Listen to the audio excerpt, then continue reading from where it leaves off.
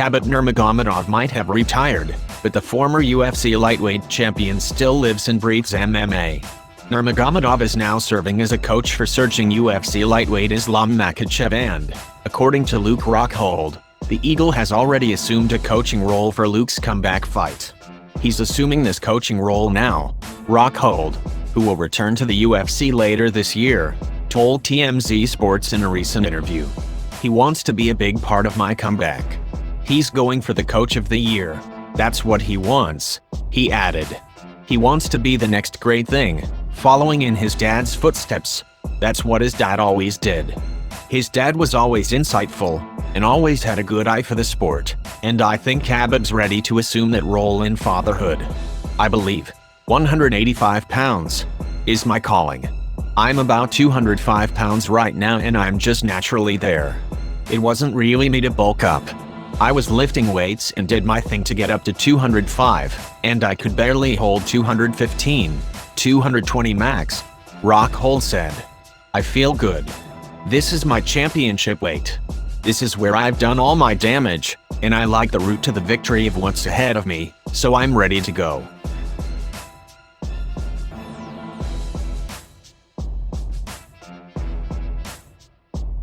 Khabib streams UFC Vegas 22 while sitting next to Dana White. Dana White came face-to-face with an illegal streamer for the first time at UFC Vegas 22, but the culprit wasn't hiding in his mother's basement.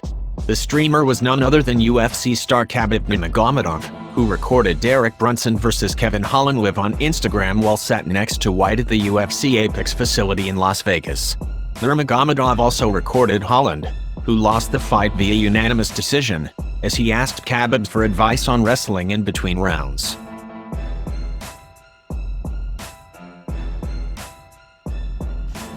So you guys all heard, I don't gotta tell you anymore, but Volkanovski tested positive for COVID. He's done everything right. We've done everything right. We just got the news right now. Hope you heal up, champ. Let's get this going soon. I know you would have took the fight no matter what, even with COVID. That's the type of human you are. I respect that. I hope you get better. I hope you heal up fast. And we'll postpone it and we'll just reschedule it to when we got to. Stay sharp. We're staying sharp. And whenever this shit's meant to happen, it'll happen. Thank you for everyone who supported. And some things are out of our control. Learn to accept the things you have no control of. Don't let it influence your emotions. And just stay to the fucking task. All right. To be continued.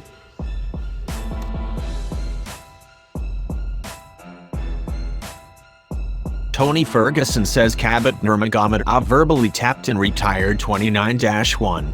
The fact that Khabib Nurmagomedov retired without defending his UFC lightweight title against Tony Ferguson is proof that Nurmagomedov dodged the fight, says longtime rival LQ Kalai. The matchup was cancelled 5 times, but Ferguson insists Khabib verbally tapped out and retired with a 29-1 record. Ferguson and Khabib rank amongst 2 of the biggest rivals, who never got to settle their differences in the octagon. Their last matchup was scheduled to take place at UFC 249 in 2020 but was cancelled due to the coronavirus pandemic. Nurmagomedov was forced out of the bout due to COVID-19 related travel restrictions, and Ferguson went on to battle Justin Gaethje for the interim lightweight title instead, losing via 5th round TKO. Ferguson followed up with a lopsided decision loss to Charles Oliveira, which prompted the UFC veteran to make some big changes in training and seek out legendary boxing trainer Freddie Roach. He will return to the octagon to take on top 10 lightweight Beneil Dariush at UFC 262 on May 15th.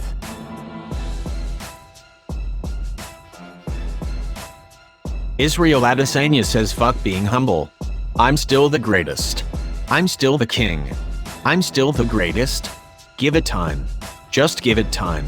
The last stylebender suffered the first loss of his MMA career at UFC 259, losing to Jan Blachowicz in a failed bid to capture the light heavyweight title and become a 2-division champion. But Adesanya still maintains that he is the greatest fighter in the UFC, with or without the light heavyweight belt. I wasn't trying to be humble. I'm just fucking speaking my truth. Fuck humble. I'm not being humble. Adesanya told ESPN's Ariel Helwani in a recent interview, "This is just what it is and how I feel. This is truly how I feel. The whole post-fight press conference is truly how I feel. Now, I tell you how it is. And if that's how you wanna take it, sure, take it.